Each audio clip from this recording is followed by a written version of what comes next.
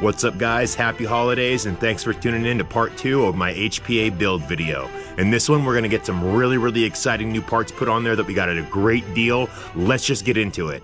This is just about everything we're going to be keeping from the original build because we got some really cool stuff in from Monk and a little bit of AirTac flare. Let's get into the build, guys. We'll start out by seating our new HPA gearbox into the receiver. This is the one that it originally came in, but we got some new parts for it, so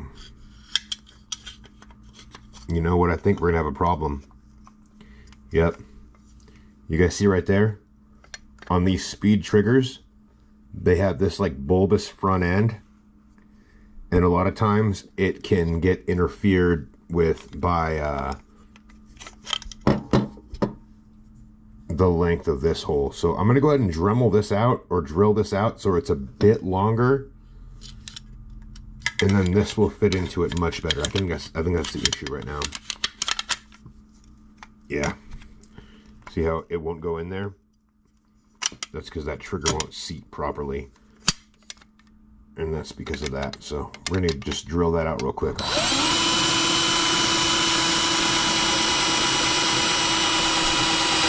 All right.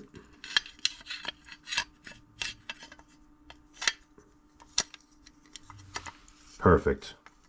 All right. Let's see how that seats in there. And make sure the selector switch is still selected.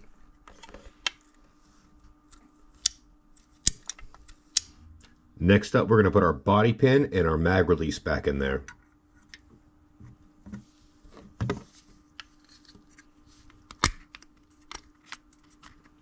That went in smooth, nice. All right, next will be the mag release.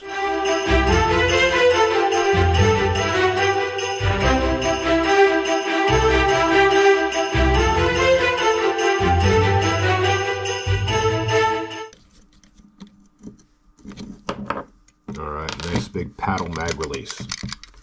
And I believe it's ambi, yeah. So that works from both sides, that's real nice. All right, our first little bit of flare here from AirTac Customs is going to be the body pin, the main primary body pin that goes back here.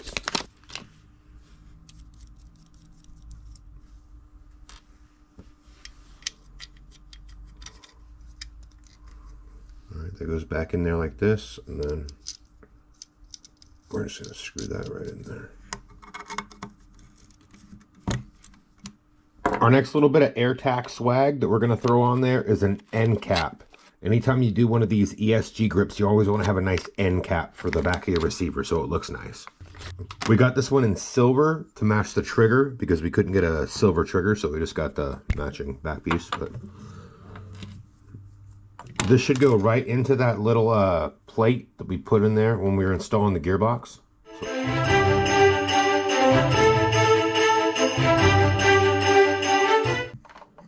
There we go. It doesn't line up quite right, but it's better than nothing. Not bad. That don't look too bad. Yeah, that's pretty slick, dude.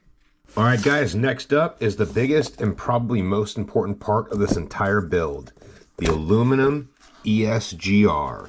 You know I had to go for the all red one. This will be my first time installing one of these, so let's get into it. I think the first thing we have to do is actually take the back plate off, and then we can remove this bottom half so we can install this upper half. Let's do that. All right, and then right inside here, there's a big screw that we can remove to actually take off the whole regulator part. So let's do that now. And then once that screws out of there, this should all just slide right out. Nice. And here's going to be our connector where we put our airline in once we get it all ready. The actual grip already comes with the regulator and everything installed. This is actually where you turn it to adjust the PSI, and it comes with a little tool to adjust that as well. But for right now, we're going to set this aside and get the grip installed.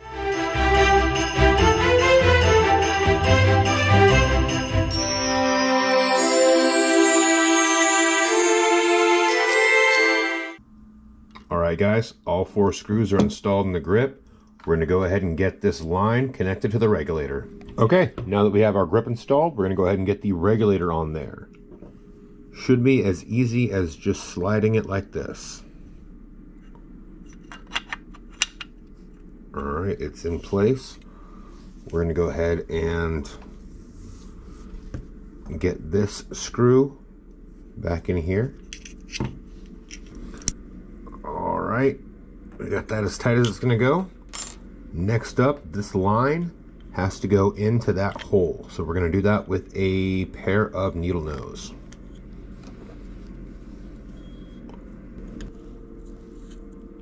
All right, y'all, I think we have that about as tight in there as it's gonna get. So, moment of truth. Let's connect an adapter, or let's connect a tank to this and see how we did on our air seal.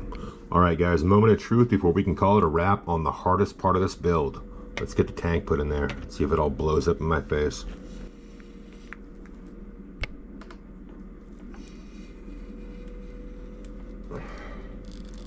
Screwed on about as tight as it'll go. No leaks. All right, before we go any farther and we get this thing any more put together, I'm gonna go ahead and turn up the PSI on here and give it a test fire. Now, the way you're gonna do that is with this little knob here and this little tool they send you. So it actually goes up as you turn it counterclockwise.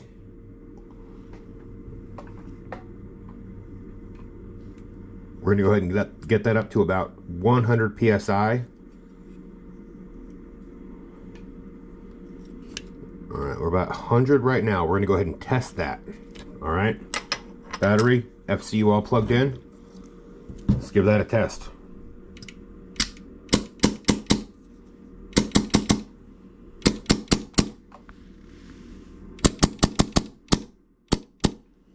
We may need some dwell setting changes, but I just want to make sure everything is hooked up without leaking.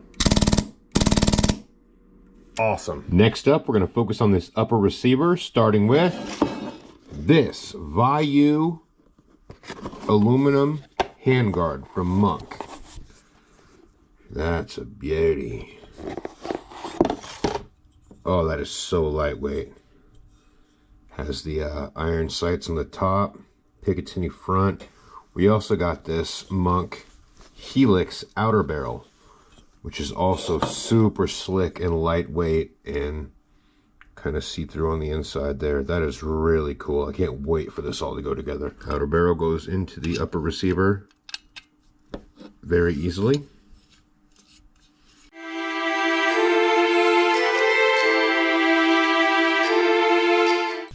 Barrel nut comes right out.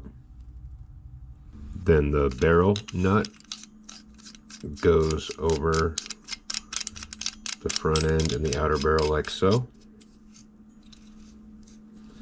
Now we got the rail on the end of there, looking good so far. I'm gonna go ahead and tighten in our 2 set screws.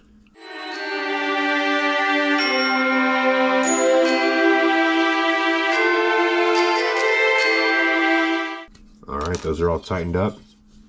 Looking pretty good so far. There is a little bit of a gap right here, but I'm not going to mind that for now. The colors are actually not super matchy, but they're much better than I thought they were going to be. So let's get this on there and see what it looks like. This is so light, it's insane.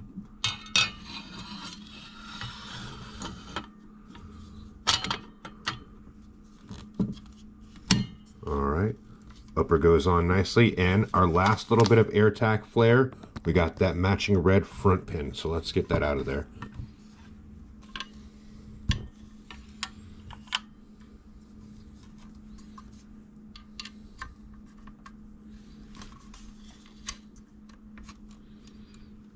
All right, and I know what you guys are thinking, where's the hop up and inner barrel? But I just wanted to get this all together just so we could do a little quick presentation on the look of it before we get the actual accuracy and like performance tests going. That looks pretty sick, guys, I'm not gonna lie.